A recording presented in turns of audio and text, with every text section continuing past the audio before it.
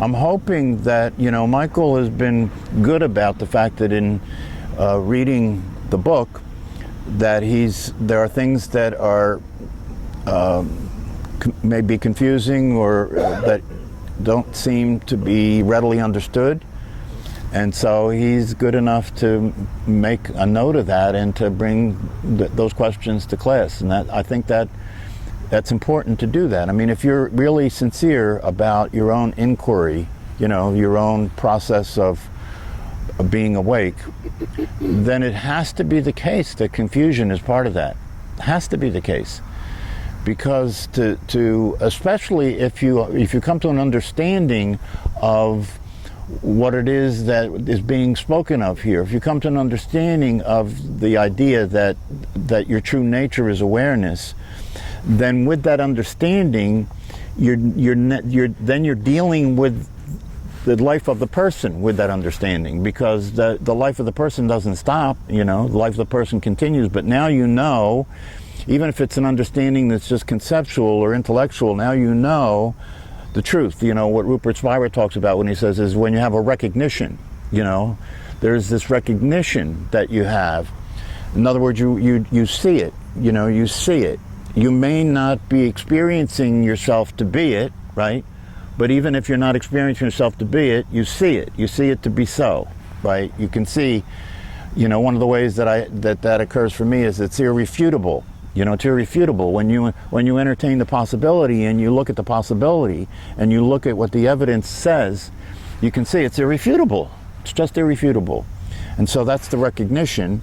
But then having had the recognition, the next stage is to look at, what is the nature of that which has been recognized, right? What is the nature of that? If I recognize that what I am is actually awareness itself, and then what is my nature as awareness, right? And that's where we get into these descriptions that your nature as awareness is formless, your nature as awareness is timeless, your nature as awareness is never in resistance, never rejecting anything, allowing everything to be just as it is. We see these, you start to see these things in terms of what the nature of awareness is.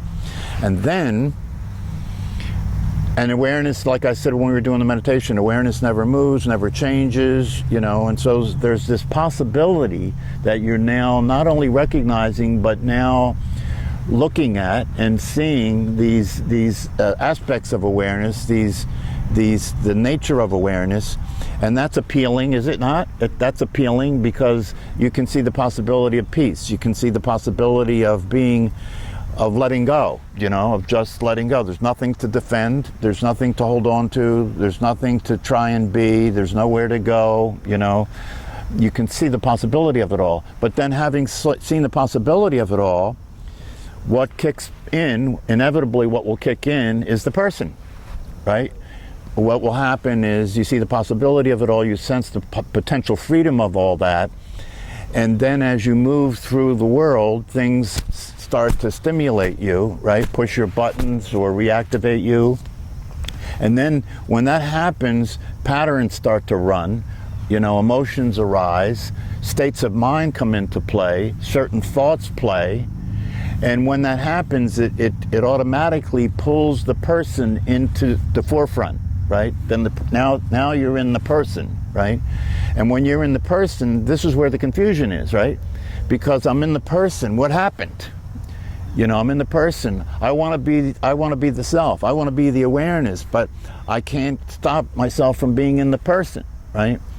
And then even if you start to have some space, in the sense that even when you're in the person, there are times that you can recognize what's going on, right? So in other words, you're not necessarily identified with the feelings you're having, or you're not identified with the point of view that you have. And because that's the case, you can now interrupt it. You can now not act it out. You can now not be dominated by it. It's now not something that is taking over your experience, right? And so you start to get a sense of the freedom of that, right? But then it goes on from there in terms of, okay, so where do I go from here, right? Where do I go from here? I can see the difference that makes. That lends itself to the idea that this possibility is a real possibility. But where do I go from here? Because what do I want? What's the point?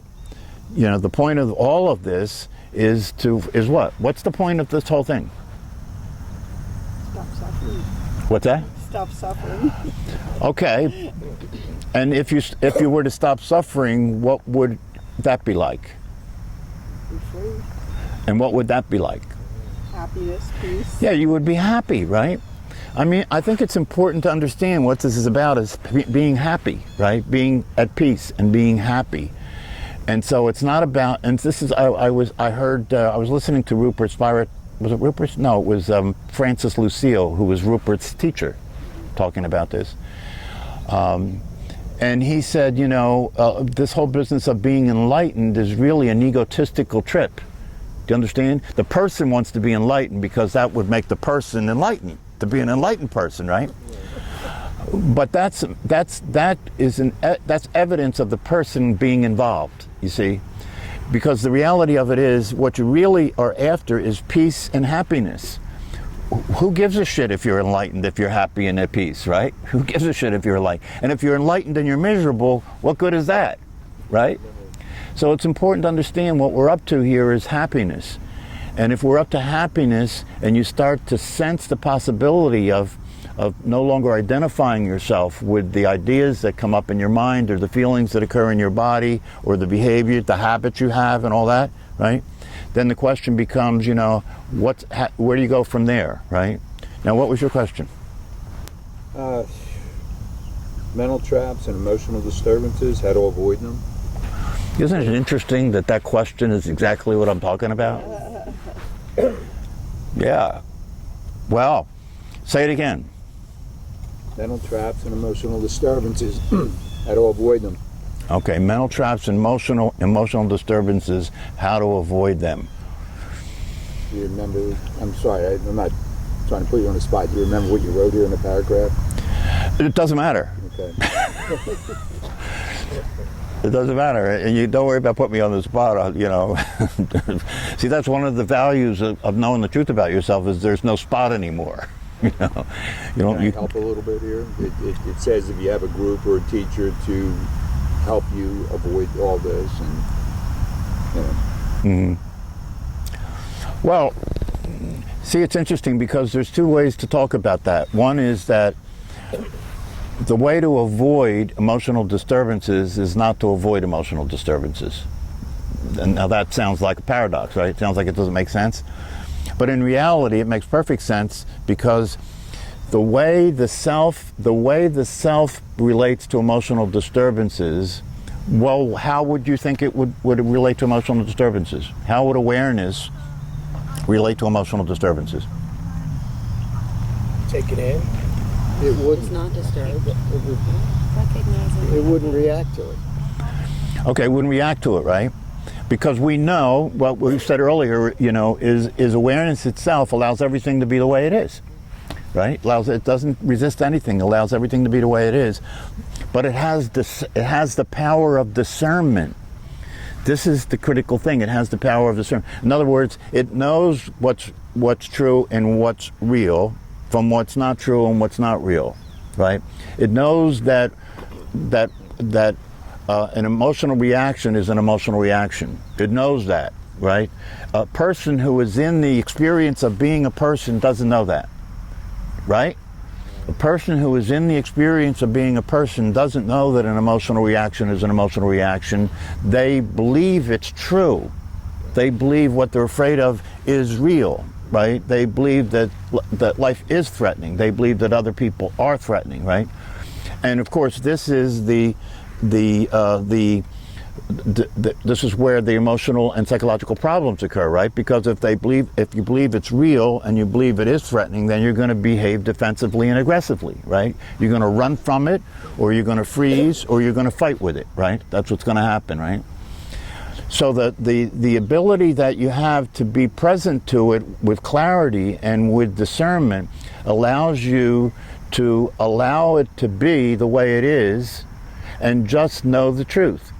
So the way an emotional disturbance is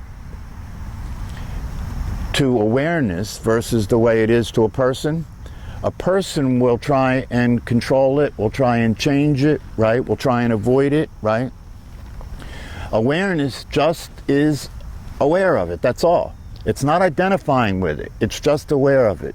So, and I've talked about this before, so how does this work? Because this addresses that whole question of what do I do now, you know? I'm seeing that there's something that is possible that's starting to have a positive effect on my tendency to react to things, right? I'm starting to see that. But where do I go from here, right? Well, where you go from there is you go further.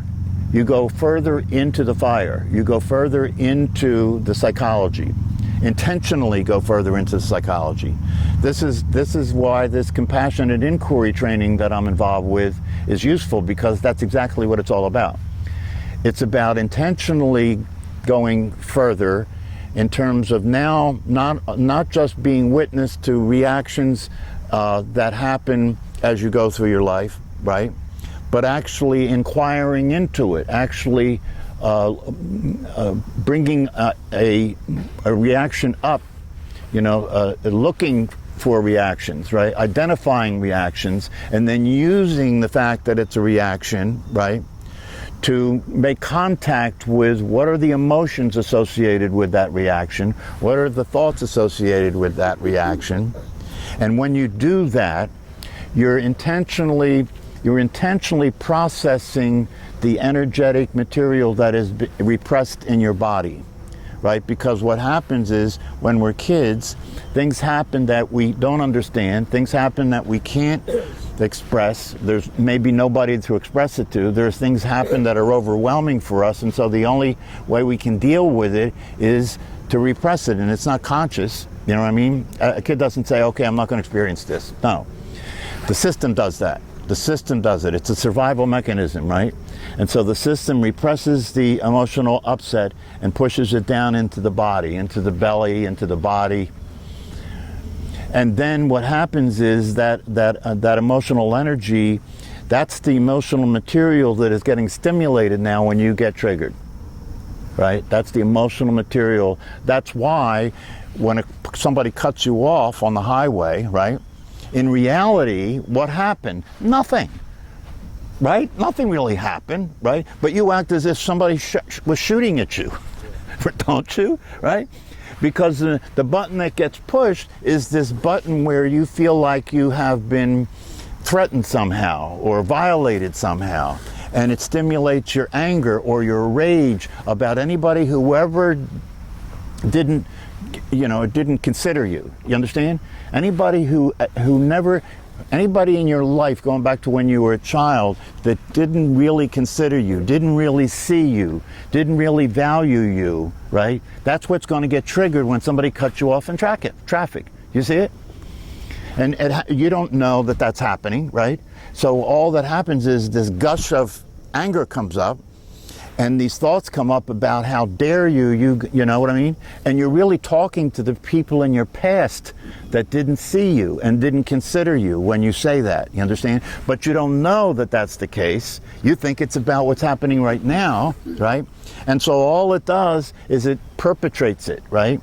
And now you have this thing about driving in traffic and this thing about the other drivers. You got a story about it. You know, when it happens now, you complain to other people about it, right? You got this whole thing now, right? And so now it just keeps perpetuating itself. It could even intensify, right? To the point where, you know, you lose control and you give somebody the bird, and, you know, and before you know it, you're in a fist fight and somebody gets killed. That's actually happened, hasn't it? Yeah. So where do you go with this? You start to understand the psychology of the person, right? And because you understand the psychology of the person, you actively go to work on allowing the energetic material that's suppressed in that person's body and in that person's psyche that has caused the personality to shape itself the way it did. You actively start to go into that intentionally to stimulate that stuff, to bring that stuff up so that the awareness can be present to it but not identified with it. And then that energetic material is releasing. is releasing. Going back to when you were little, you try to talk to these people in your mind, or No, you can't go back to when you were little. See, that's the key. You're not going back to when you were little. You're being here now, but you're aware of material that came from that. And so when it comes up and you're feeling it in your body, right? Because you're intentionally doing this now, right? You're intentionally doing this now. Part of the process of doing this means that you have to give yourself time to let your body relax and feel safe enough to have this experience, right? So it's not going to happen all at once, right? It's a gradual process where you become aware of what's there. You become aware of the thoughts that are associated with it. You'll start having memories of what happened, right? And then the idea is to just let go and know that it's safe to let it to come up. And this is why in a psychotherapeutic situation, it's a situation where that can be accelerated because you have somebody working with you that understands how this works, and they're supporting you in doing this, and they're providing safety for you to do this, and they're being the person that wasn't there for you. Do you understand? They're being the person that wasn't there for you, because for most of us, our parents had their own shit, right? For most of us, our parents were suffering from their own inhibitions and their own preoccupation with their lives. And so they weren't available a lot of the time. And they didn't understand all this stuff, right? They did the best they could. So there's nobody at fault with any of this stuff. It's just the way this stuff gets passed on from generation to generation, right? Are you saying that you go back and try to figure out why your parents acted the way they did? No. I know, you know why they acted the way they did. It's the same reason you act the way you do, right? Because you're identifying yourself with a point of view that is reacting, that is in survival mode, right? And this is all happening automatically, right? That's the reason you act the way you do, because you're vulnerable, you're defensive, right? You're protecting yourself now because things that happened to you early in your life as a child had you make decisions about who you are and about how life is, and you start to operate in that world, right? So now the world's not friendly. Now the world's scary, right? And so your personality becomes a personality that's dealing with not friendly and scary, right? And so one of the things that people do is they start to limit their life. You know, I'll never do that again, right? And so your world gets smaller and smaller and smaller because that's the only way you can feel safe, right? And then you can get people, if that gets too far out of control, you get people that can't leave the house, right? That's a psychological condition. Can't leave the house, right? Or you get people who can't leave the bed, right? Or you get people who are so threatened by the world that they create an alternative reality, and that's psychosis. They're so threatened by the world that they actually create an alternative reality.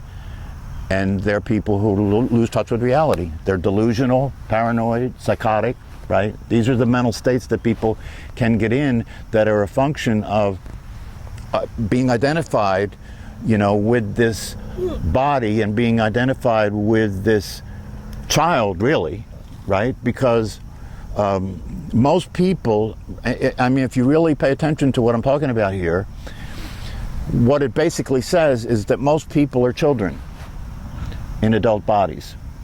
Most people are children in adult bodies, still behaving emotionally in a childlike way. Yeah. But you see, the thing is this. The thing that makes the difference is that the awareness that you are, as you're living your life, knowing that that's true, it now becomes the context in which what's happening happens. Right? The context. In other words, the word context is an interesting word because the context determines the meaning of what's occurring in the context, does it not? The context determines what's happening in that context means. This is a very important thing to understand. Context, one of my teachers made a statement about the word context many years ago, and when I first heard the statement, I didn't really get it, but over time, it made sense to me and I saw it very clearly. And he said, context is decisive. Context is decisive. The context that things happen in is decisive because it determines how they show up. It determines what they mean. So if the context is awareness, and the awareness is free to allow everything to happen the way it does, right? Then everything that happens starts to happen in the context that you might say is like a game. Why does a game, right, when you play a game in sports, right? In a game, a lot of stuff happens, just like life, right? You win some, you lose some, right? There's challenges in the game, right? You have to be better than the other players in the game, right? It's really a model of the way life is, right? But why is it that the game can be so fun and exciting and life can be so heavy and disturbing? The context. It's in the... Look at it too, sometimes players aren't having fun anymore. They do something wrong and they get caught up in that, and then they can't enjoy it anymore. Yeah, and then what happens to their performance?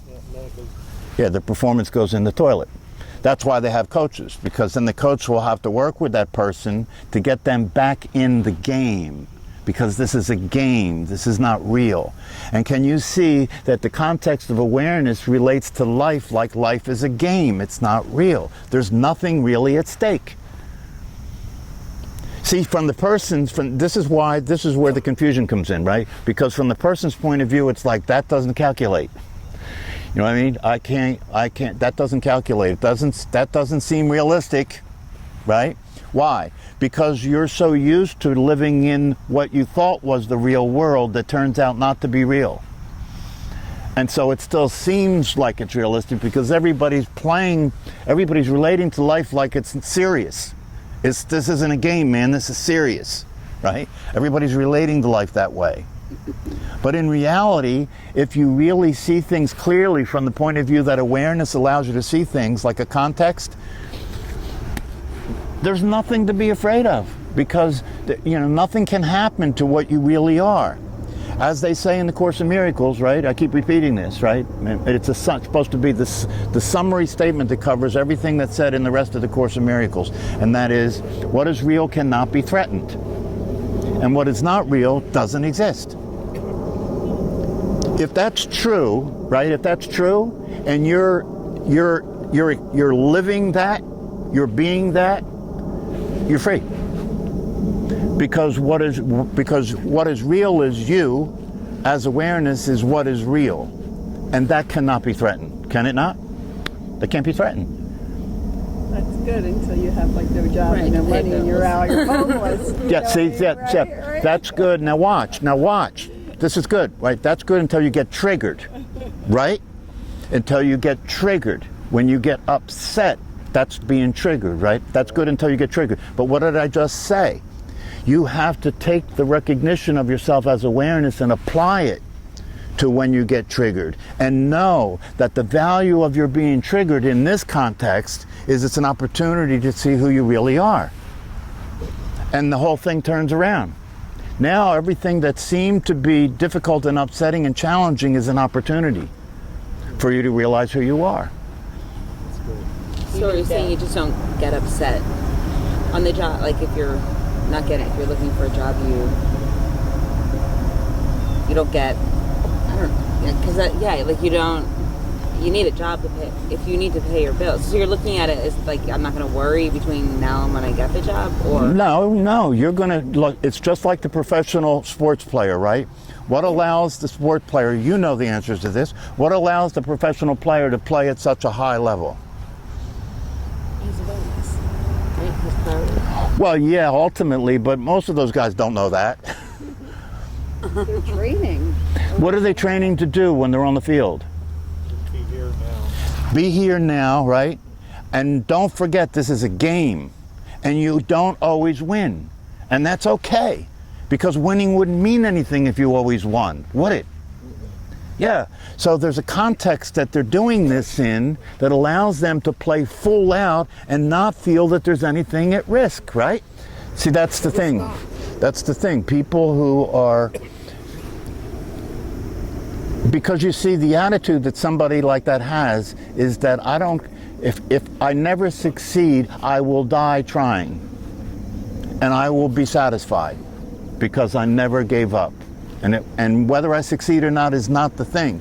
Whether we win the game is not the thing. The thing is that we do our best to play the game. We can walk away satisfied, and we can even praise the other team for winning the game. You see what I mean? Because it's a game, right? So yeah, when you're in your life and these things get stimulated, the challenge is, can you experience what's happening in the context of that in an ultimate absolute sense it doesn't mean anything.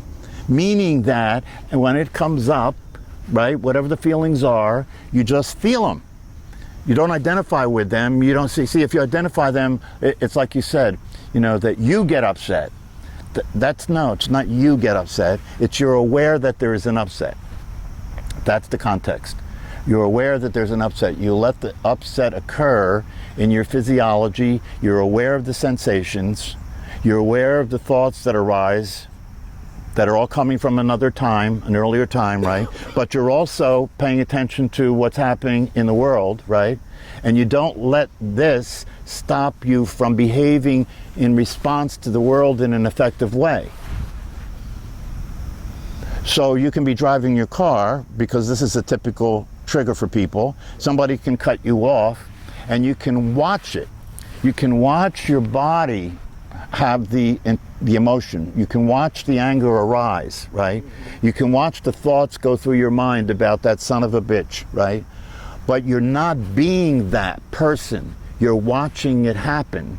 And if you can be there with it that way and not identify with it, it will come up and it will dissipate much faster than it would otherwise, right? And every time something happens like that again on the road, it'll come up weaker and weaker and weaker until it just doesn't happen. You get rid of those childhood memories, sort of. That's the feelings you had as a kid, as a child. Yeah. That you suppressed. Yeah. That's what's coming up. Yeah. You didn't see. You have to get it right. You didn't suppress them, right? The natural way the mind and the brain and the body works suppresses them. You didn't intentionally suppress anything, right? And you don't get rid of them, right? You just allow them to come up. They go away on their own. You don't do anything. That's the key. You don't do anything. They go away on their own. Whatever comes will go by itself if you let that happen. Or watch it from awareness. Well, yeah. See, you don't react to it because part of what the awareness is aware of is that these feelings are the feelings of a child or a person. They're not the feelings of awareness. Awareness doesn't have feelings. Awareness is just aware. So what we're talking about here is that once you recognize awareness and you come to an appreciation and understanding of the nature of awareness, right, the game's on. In that sense, you could say that enlightenment is the beginning, not the end. Enlightenment is the beginning because now you have to intentionally allow the awareness that you are to penetrate and colonize the reality of you as a person, so that the time comes when the person and awareness itself are the same. Confusion is a wonderful thing. It's a wonderful thing because if you're not confused, right, now watch, if you're not confused, then you're secure in the belief that you think you know. Therefore, you're not confused about it, right? That's what has fundamentalists exist. That's what have people exist that are certain, even scientists, that are certain that they know what reality is. But if you're a scientist and you were brought up in a materialistic paradigm, right? And then you discover quantum physics, now you're confused. Wait a minute, how can that be true and that be true? They're totally opposite to one another, right?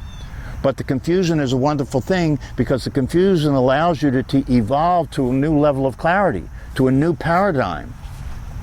So confusion you should see confusion as a good sign.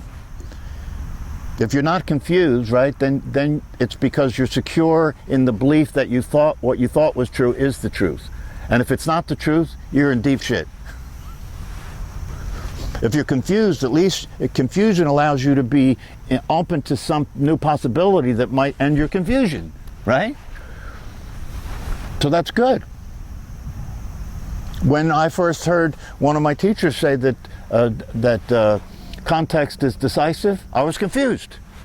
What the hell does that mean? Context is decisive, right? But I didn't see the confusion as a negative thing, like I shouldn't be confused. I should understand everything. That's ridiculous, right? So I just stayed with the idea, okay, I don't get this, but I get that this may be meaningful, this may be powerful, this may be something that really provides something for me. And so I just kept looking at it and kept looking at life and looking at that statement, and then at some point I got it. That, you know, that happens, right? That you have an aha experience. At some point, something that was confusing to you, all of a sudden you get it, right? And you see what it was. So now that you know that that's the way it goes, don't be, you know, be happily confused. You know, be glad you're confused. It means you're coming out of your assumptions now. It's a good thing to be confused. So this process, see, here's the deal. You really, in order for you to actively continue to evolve and come into the truth of yourself, right? That's one of the reasons I like this book, is because what you have to, the thing that will empower you to do that is to give up the idea that it's not true. Right now, the you that is the way you are, thinks the way you think, feels the way you feel, does what you do, is awareness. There is nothing else. It's not like there's a you that's not awareness and a you that is awareness. Do you understand? But that's the way the person relates to it, because you're still identifying yourself as a person. All you have to do is give that up. Awareness willfully forgets what it is in order for you to come into the world of humanity. It has to do that. Otherwise, you couldn't do, you couldn't enjoy the game if during the game it seemed like all there was to win. You know what I mean? If you were playing the game with the attitude, oh, it's just the game. You see, that's the thing, it's a paradox. If you're playing the game with the attitude, oh, it's just a game, you know, nothing really matters, sometimes you win, sometimes you... No, you can't have that attitude in the game. You have to have the attitude in the game like nothing matters but winning this game, right? And at the same time you have that attitude, you have to have it inside the context of it's only a game. It's the same thing with life. You have to live your life like you're going 100% to be effective in living your life. Whether we're talking about your job, whether we're talking about your relationship, you're going 100% to realize the full fulfillment of that experience of your life, right? At the same time, it's just a recognition. See, the reason you're still coming is because you've had the recognition, right? If you didn't have the recognition, this would be silly. So you've had the recognition. Now good, since you've had the recognition, now the game's on. The game's on. You can't go back. You've taken the serum. You can't go back. Now the only thing is, are you going to really be interested in how to navigate your way, right, into the fulfillment of this? Which means to now not only practice the situations that cause you to be reactivated and that cause you to be triggered as an opportunity to know who you are, but seek those triggers out. Start to intentionally go after the triggers. So that's the self actively realizing itself and taking the territory back of the psychology of the person. But in an absolute sense, it's been the self all along. It's been the awareness all along.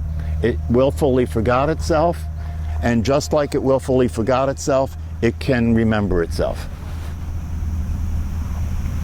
But in order to have it really be interesting, it's got to be able not to remember itself, and it's got to be able to have that take eons. That's what the Buddhists say. That's where reincarnation comes in, right?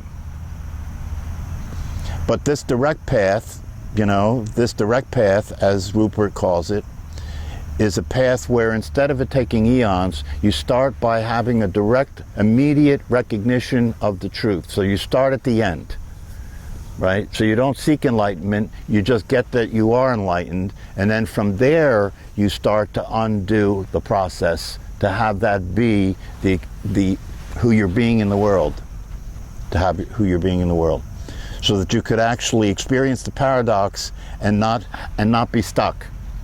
You could actually experience that at the same time. Now watch, at the same time I am doing what I can as a human being in a physical body to have my life work. I'm working every day to have my career be successful. I'm working every day to have my relationships work, right? At the same time that that's happening and I'm doing that, right, it's not happening. You could actually say, if you're in the context of awareness, you could actually say, I'm angry and I'm not angry at the same time. Because what you're saying is anger has arisen, anger is there, right? But it's not me that's angry, there's just anger there, right? And so one way of talking about that is you could say I'm angry and I'm not angry.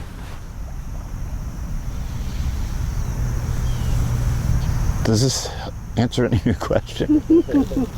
Yes, it helps. Really helps the confusion, which is preventing it. Don't resist the confusion. Don't resist the confusion. Don't resist the confusion. Just slow down and slow down and listen to the confusion express itself, and you'll see why the confusion is confused.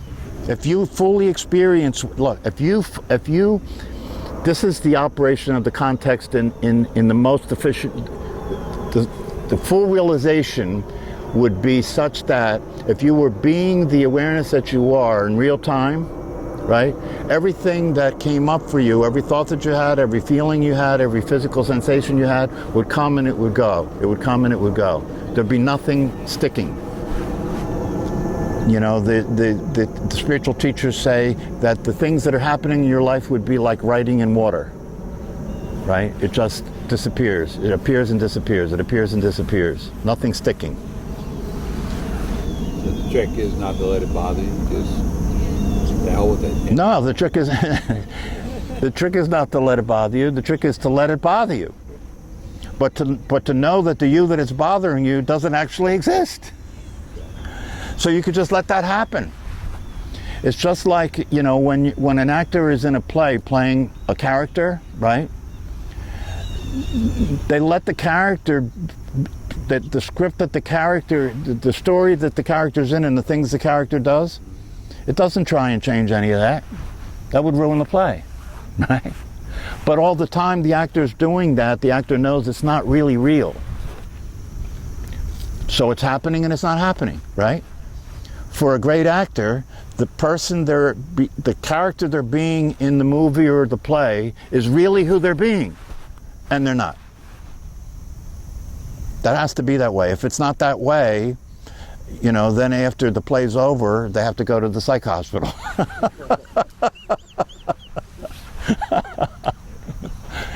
All right, any other questions before we adjourn this meeting? But I encourage you guys to, you know, to be intentional about this. Be intentional. Intend to be the awareness and use what's occurring in your life as an opportunity to be the context that awareness is in relationship to what's happening.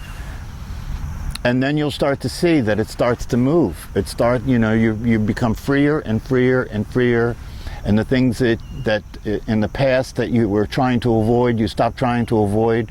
You know, your bad habits just drop away, your addictive behaviors just fall away. That all just happens naturally because they have no purpose anymore. Capiche? All right, have a good day.